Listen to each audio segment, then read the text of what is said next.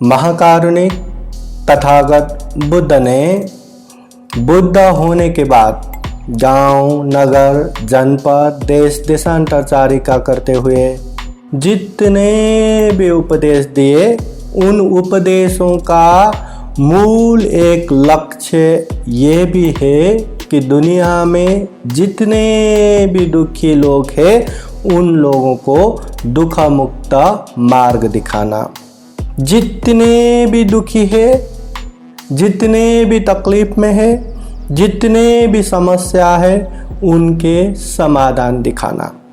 इसलिए महाकारुणिक तथागत बुद्ध ने जो उपदेश दिए, उन उपदेशों का मूल कारण ये है कि दुख है तो दुख हमें पसंद नहीं है, तो दुख पसंद नहीं है तो दुख मुक्त मार्ग है, उस मार्ग पे चलना है। महाकारुणिक तथागत बुद्ध ने दुनिया में जितने भी दुख है या हमारे जीवन में जितने भी दुख आता है, ऐसा दुख, वैसा दुख, इस तरह का दुख, उस तरह का दुख, वो सारे दुखों का मूल जड़, मूल कारण के रूप में उन्होंने 3 चीज बताया है: राग, द्वेष, मोह। लोभ, द्वेष, मोह। अगर ये दुख के मूल कारण को नाश करेंगे तो मन के क्लेश नाश होगा, तो दुख के कारण भी नाश होगा। आज ये राग, द्वेष, मोह को हटाने के संदर्भ में हम बात करेंगे। दुख के मूल कारण में पहला कारण है राग, लोभ। हर चीज में जो ये कितना अच्छा है, चाहे सजीव हो, निर्जीव हो, ये कितना अच्छा है, ये अब मुझे चाहिए, ये अब मेरा होना चाहिए, इस तरह का जो आसक्त है, जो लोभ है, जो लालच है, इसको राग कहते हैं। तो राग की वजह से दुनिया में जितने भी पाप है, जितने भी अकुशल है, सारे के सारे कर जाते हैं। ये लोभ लालच की वजह से ऐसा कोई पाप नहीं रहता जो इंसान नहीं कर सकता। इसलिए तथागत बुद्ध ने ये लोभ लालच हटाने के लिए, ये राग आसक्तता हटाने के लिए अशुभ भावना, मरणानुस्मृति भावना करने के लिए बोले हैं। अशुभ भावना बोले तो ये जो पंचस्कंद रूपी शरीर है, ये अच्छा नहीं है, ये शुभ नहीं है।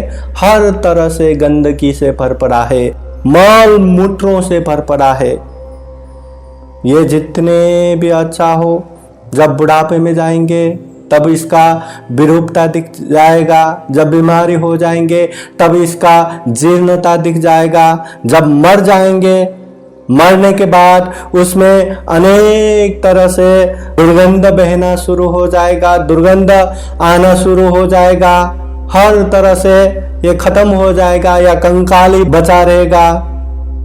तो इस तरह का अशुभ भावना करने से ये अच्छा है, ये अच्छा है, जो लोभ, जो राग, जो आसक्तता आता है, इसको कम कर सकते हैं या हटा सकते हैं। और मरणानुस्मृति भावना भी करना चाहिए। कितना भी हम अच्छे अच्छे बोल के रखे, कितना भी हम अच्छे अच्छे बोले, ये शरीर भी एक दिन मर जाएगा। कितने कितने लकड़ियों में जला के राख बना देगा।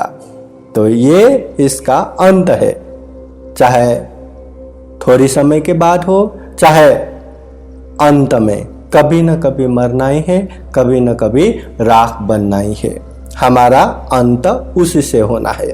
तो ये मरणानुस्मृति, मरना अवश्यंभावी है, इसको भी याद करने से ये राग, ये लोभ कम हो सकता है या निरोध हो सकता है। तथागत बुद्ध के समय के एक श्रीमा गणिका के एक प्रसंग है। वो श्रीमा गणिका, गणिका बोले तो आज के समय में तो वेश्या बोलते हैं, उस समय में एक नगर को शोभा देने वाले नगर शोभिनी कहते हैं, गणिका कहते हैं, तो उसका एक सम्मान रहता है। तो ये श्रीमा गणिका इतनी खूबसूरत दिखती है, इतनी खूबसूरत दिखती है कि वो कभी विहार में या भिक्षु संघ के बीच में आने वाला हो या भिक्षु संघ वहां जाने वाला हो, तो तथागत बुद्ध विशेष रूप से भिक्षु संघ को ये अशुभ भावना का उपदेश देते थे, अशुभ भावना का उपदेश देना पड़ता था, इतनी खूबसूरत दिखती है। और ये श्रीमा गणिका का इतना मांग था, इतना डिमांड था कि हर कोई उसको पाना चाहते हैं, उसके लिए कितना भी पैसा देने के लिए तैयार है, कितने भी पैसा खर्चा करने के लिए तैयार है, इतनी खूबसूरत, इतनी अच्छी ये श्रीमा गणिका। समय के साथ साथ श्रीमा गणिका एक समय मर गए, उसका मृत्यु हो गया।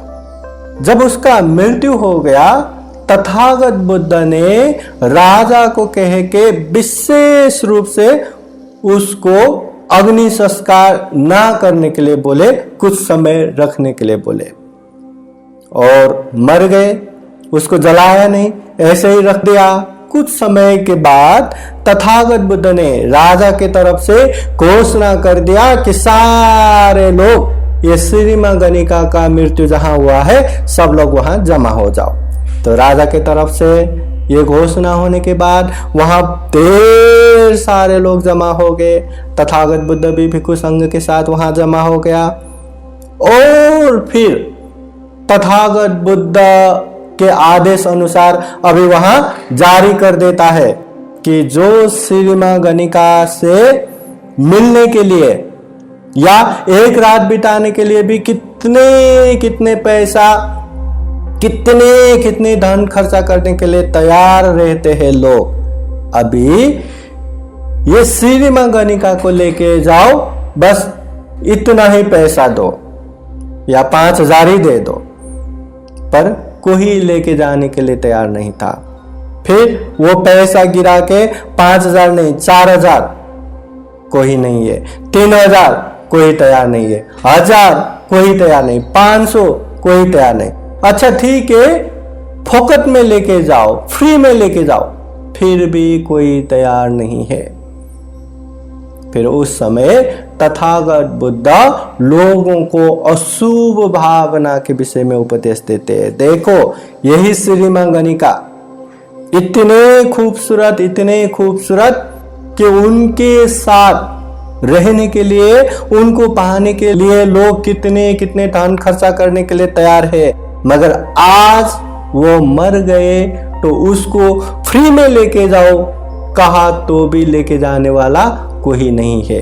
हमारे ये जीवन का यथार्थता यही है। कितना भी अच्छा बोलो, कितना भी बलवान बोलो, कितना भी धनाढ्य बोलो, कितना भी कैसा भी हो, अंततः हमें भी ऐसे ही एक दिन मरना ही है। मरने से ही जीवन खत्म हो जाएगा। इस तरह से तथागत बुद्ध ने अशुभ भावना का उपदेश दिया। यह अशुभ भावना के उपदेश सुन के ढेर सारे लोगों में एक तरह से वैराग्य उत्पन्न हुआ। उनके मन से जो राग है, जो आसक्तता है, जो लोभ है, वो कम हो गया। तो अगर हमें दुख का मूल कारण मध्य एक अगर राग को हटाना है, आसक्तता को हटाना है, तो ये अशुभ भावना करना चाहिए, ये मरणानुस्मृति भावना करना चाहिए। ये दाह संस्कार करते हुए, जलाते हुए लाश को देखना, या कहीं फेंका हुआ लाश को देखना, वो लाश में कीड़े पड़े हैं, लाश में गंदगी बह रहे है, या वो कीड़े खा खा के केवल अभी वो कंकाल हड्डी बचा हुआ है, ऐसे चीज को देख देख के ही ये राग को खत्म कर सकता है। ये अशुभ भावना करना चाहिए, ये राग हटाने के लिए। साधु साधु साधु। बुद्धं नमामि, बुद्ध को नमन करता हूँ। धम्मं नमामि, धम्म को नमन करता हूँ। संघं नमामि, संघ को नमन करता हूँ।